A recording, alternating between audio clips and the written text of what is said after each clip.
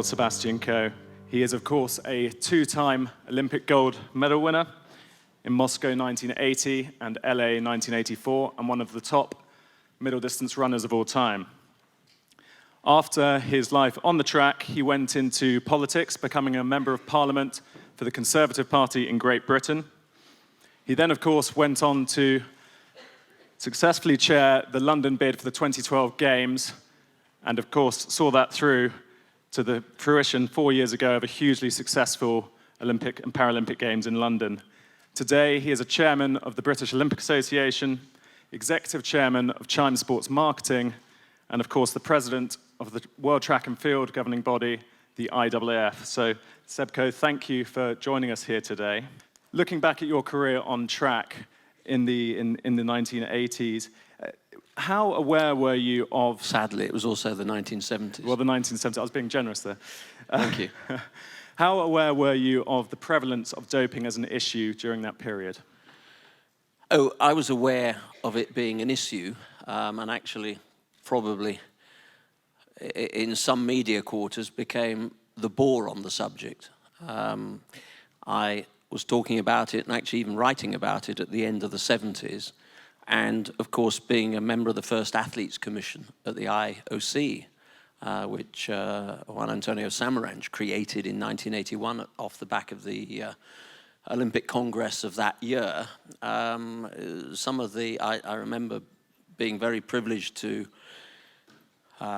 give a synthesis of the views of all the athletes, the competitors that had been invited to the Congress. We were given 4 minutes after some negotiation to get that up from 2 minutes to present to the final day of the Congress. And I think for about 2 3/4 minutes, I spoke about the risks that I and the athletes that were there at this Congress saw from the growing challenge to individual federations, to athletes themselves, from drug abuse in sport. So for me, this is this is getting on for a 40-year crusade. How much pressure was there at that time to dope?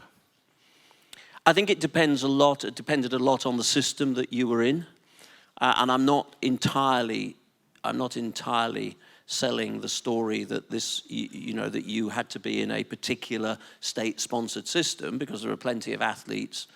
If you go back in the history of this and you sit, as I have on numerous occasions, with coaches who have operated in all sorts of systems, they will tell you that in large part the response to what we thought was happening in what was the old, Iron Curtain countries, the old Eastern Bloc, was in response to what they felt was going on unabated on American campuses. So I don't think even then that it was an easy world just to simply point fingers. And of course it's even less easy to do that now. It's far more complicated. So yes, you could not be a competitive athlete in an Olympic sport without recognizing that there was a problem. And going back a step, nowadays we talk a lot about values-based education and how important it is to instill the right values in young athletes so they don't go down the wrong path of doping. Was there a big influence from your parents to have a lot of integrity and not to go down that path? Is that where you learnt your values? Yes, but not uniquely from the coaching teams that I work with. I joined an athletics club when I was 11. The athletics club was full of people who wanted to just create opportunities and help young athletes reach their ambitions. My father, who then subsequently became my coach and created the team around me, created a team of people that would have physically killed anybody that had tried to infiltrate that system, because they were absolutely founded on the belief that you can be smart, you can coach creatively, you can absorb the legitimate side of science in understanding much more about human performance, but ultimately coaching is morality based. And I think that one of the reasons that I've created the Values Commission within the IAAF is simply to create that hinterland for young athletes. Looking to the next transition, if you like, in your career, you moved into politics.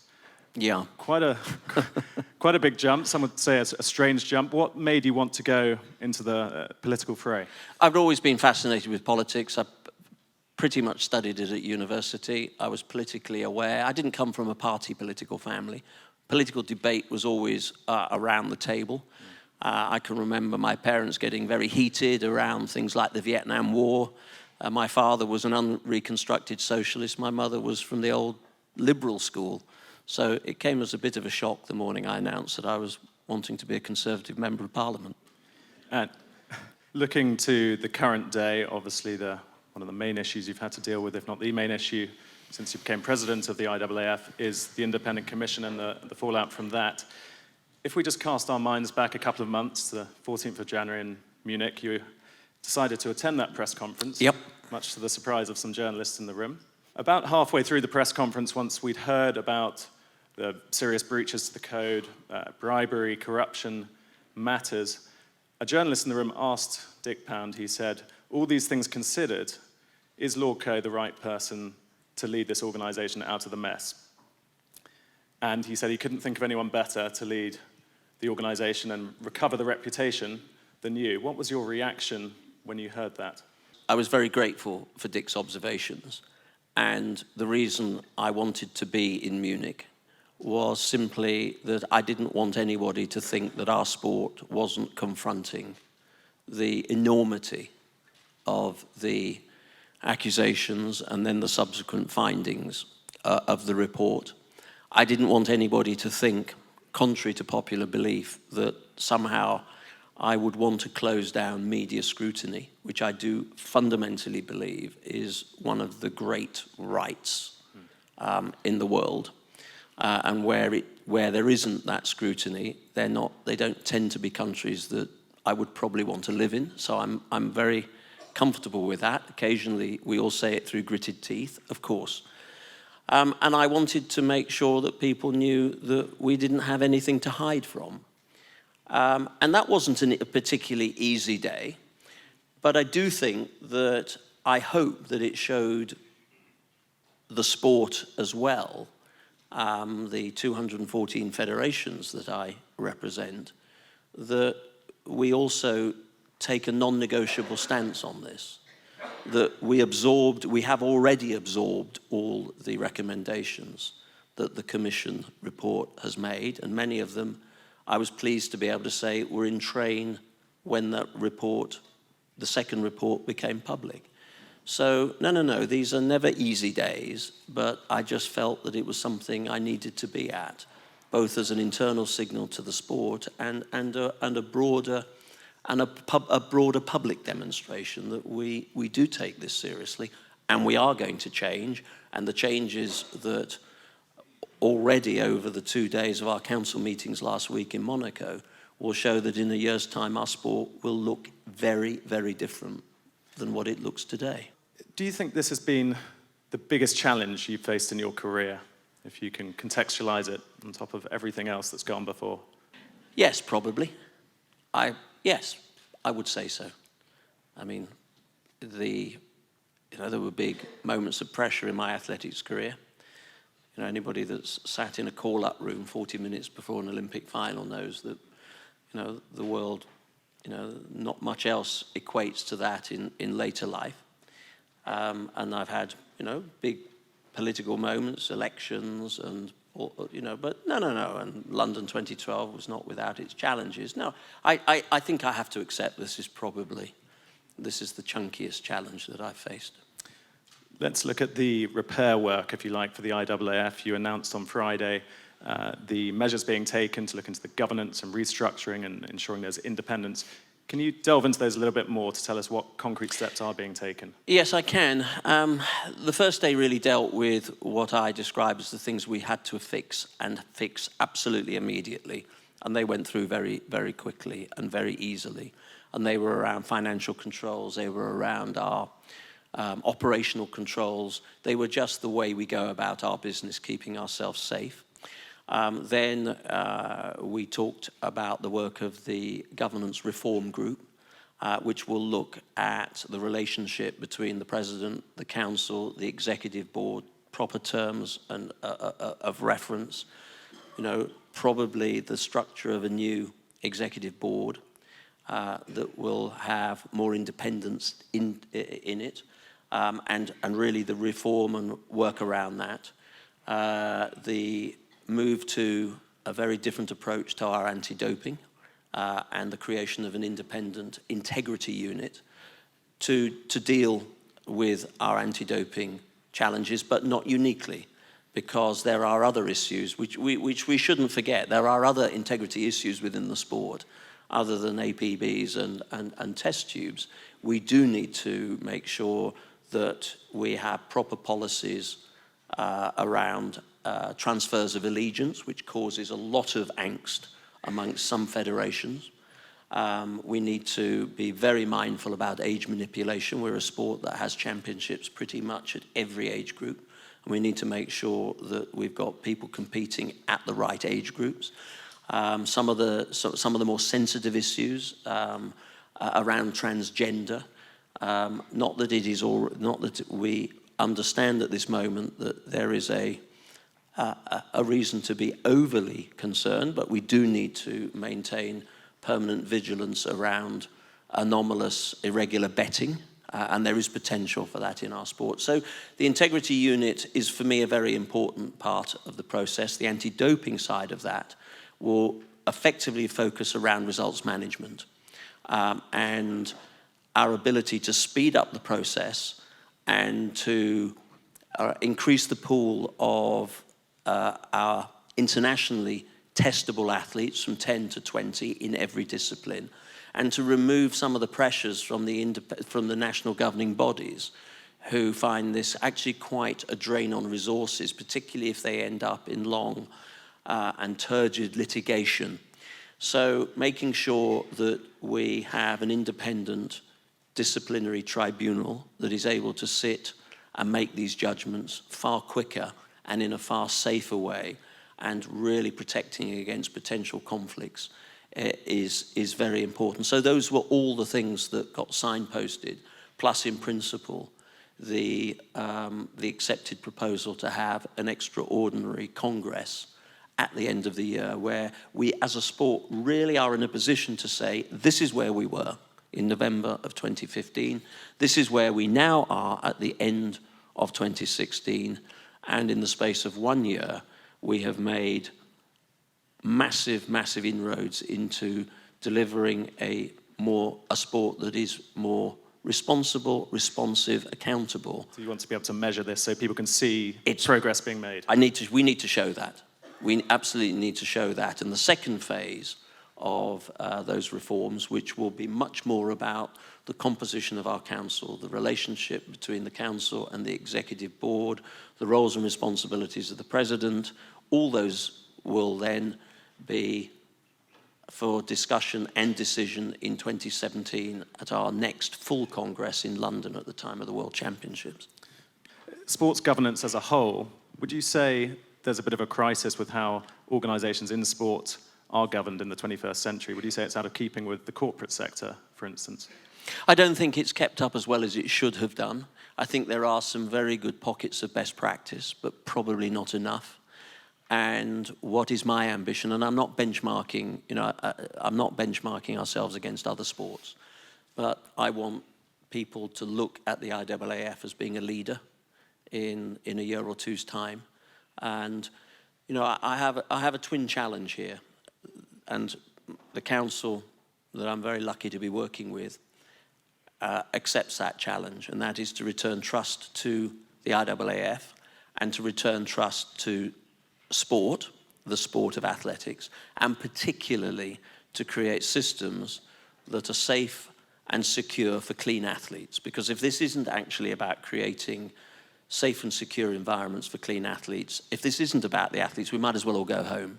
Let's look at wider challenges we face in anti-doping today. Obviously, we're just over a year into the new World Anti-Doping Code. Some stronger rules have come in place.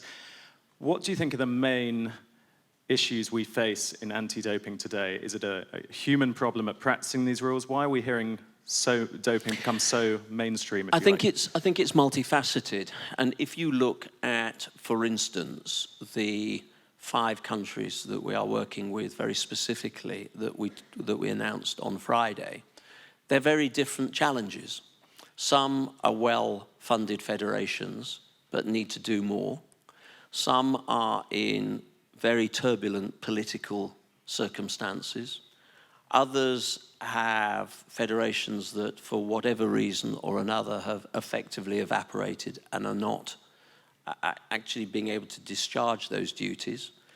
And then there is the relationship between the World Anti-Doping Agency and the relationships that it secures with governments and non-governmental organizations. So it is a complicated landscape. But I think it would be a mistake to look at to not look at each and every one of these challenges in a slightly different way. There is an overarching ambition, and that is, wherever those challenges exist, to create systems and structures that are safe and secure. We're hearing a lot nowadays, of course, it's becoming more and more vocal, the funding issue. Anti-doping is massively underfunded. We see on one side this huge public outrage whenever there's a high-profile doping scandal, and yet we look at the pot of money attributed to anti-doping and sports federations to deal with the problem. It doesn't quite add up, does it? Not always, no.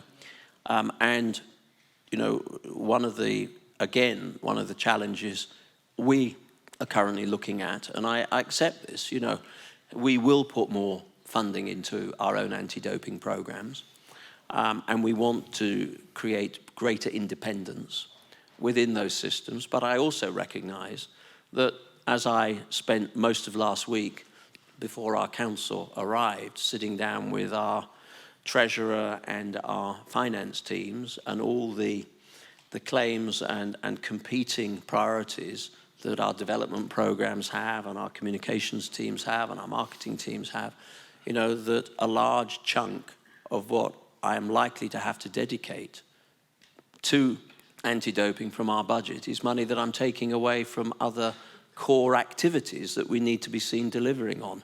But at this stage, I don't think we can afford not to do that. Thinking outside the box a little bit, we heard last week that WADA President suggest perhaps TV broadcasters could portion off some of the money that they pay for sports rights to put towards anti-doping. Maybe major sports sponsors could put some money towards clean sport. I mean, that, from a PR point of view, that would look very favorable.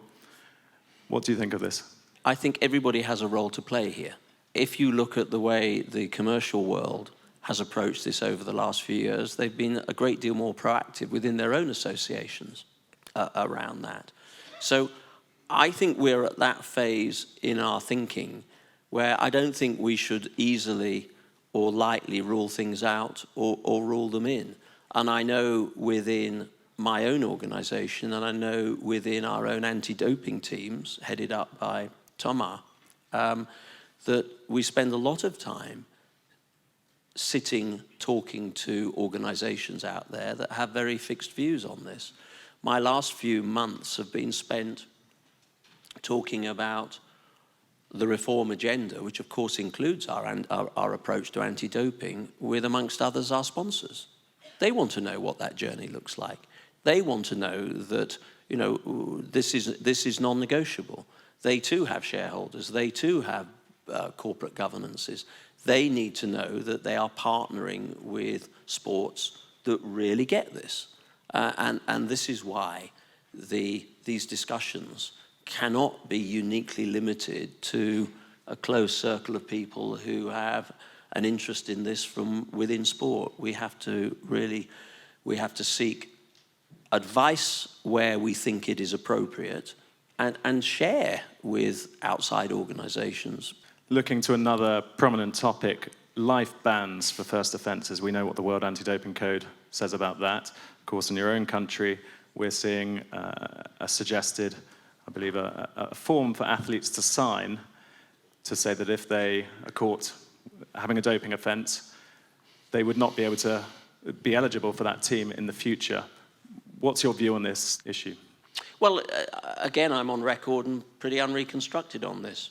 And this is a personal view. I actually favour life bans. I always have done. I don't believe any longer that we are in a world where there's any ambiguity about this. The code is not arcane maritime law. It isn't sort of something we don't really understand. Athletes know that there is a real risk if they step outside the system and cheat. And yes, of course, my natural instinct is to get the cheats out of sport for life. I do also recognize that when we have looked at this time and time again, we have occasionally challenged it legally, that it has been extremely hard to hold. And the advice that we consistently are given, and these are conversations that will continue, I'm sure, but the advice that we have always been given wherever we've sat in that landscape is that 4 years is probably the maximum that we would be able to do. You touched on an independent testing mechanism for your organization. What's your view on the IOC's proposal to set up an international independent testing body? Well, we have introduced the concept of the independent integrity unit. I think that actually works for my sport. And I want to make sure that whatever system we settle upon works clearly for the sport I'm representing. I'm not here to, agree to to agree to the lowest common denominator. We sort of did that in the past, and I'm not prepared to go down that road. So the issue for me is, of course, we won't set our face against any sensible proposal, but I do need to make sure that whatever system that is suggested gives all the protections and the safeguards that I want to see for my own sport. And that is, for me, non-negotiable. What about whistleblowing? That's obviously been a topic, again, a prominent topic in recent times, particularly in your own sport. Do you think the system today, do you think there's enough encouragement for athletes to come forward and report doping? There probably hasn't been in the past, and I know that there have been frustrations, and I spoke to the newly appointed Athletes Commission just 2 weekends ago in Monaco. I had the whole day with them actually discussing in large part the issues that you've just raised. We need to make sure we give a platform for whistleblowers. One element of the criteria that we have set for around the Russian issue is that there is a proper platform. We have made code amendments to the ethics board, both in terms of what they're able to talk about as an ongoing investigation, and to create a better platform for people within the sport that want to relay their concerns. So yes, we need to make sure that we provide proper platforms, and thus far, my instinct is the athletes don't feel that enough has been done in the past to secure a platform for them.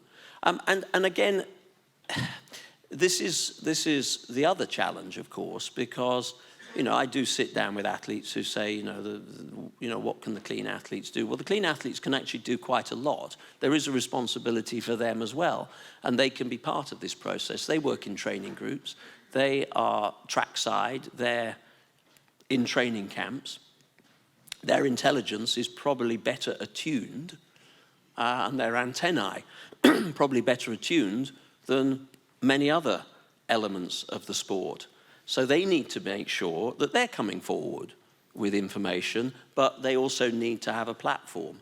Seb, you've obviously only recently come into your role as IAAF President. It does seem longer. It might do. Looking ahead a few years, what would you like your legacy as IAAF President to look like? Well, we've talked understandably a lot about anti-doping today. It's the nature of today's discussion. Actually, anti-doping is not our biggest problem. It's a massive problem, but actually the biggest challenge is exciting young people to want to take up our sport. And we haven't done that well enough. And the average age of people watching track and field has aged dramatically. The 20-somethings that were watching me have remained loyal, or the 40-somethings that have watched me remain loyal, but where are the new generation? And so we need to, and I think what we've talked about today is a large part of that journey, particularly given that parents are really very important in the sports that their kids take up. They need to know that we're a sport that's non-negotiable on this. They don't want to join a sport, that they think is full of junkies. And so it is very important that we don't take our eye off the ball here. The biggest challenge is about where is the next generation of athlete, coach, administrator, volunteer coming from. And so in a few years' time, and it will only be a few years' time, when it is time for me to step aside, I want more young people actively engaged in our sport, and I want to communicate the values of our sport in a very, very different way. And we need to understand a great deal more about the landscape they live in and not get down into the weeds too quickly about whether we remove one round of the triple jump or, we review, a particular event. We need to understand a great deal more about the landscape they live in, because they don't see us as simply a sport. They see us reflecting the world they live in. And if they don't understand that, then they're not going to come and join us. Our product has to be authentic. If it's not, they will move on, and they will rarely move on to anything we want them to move on to.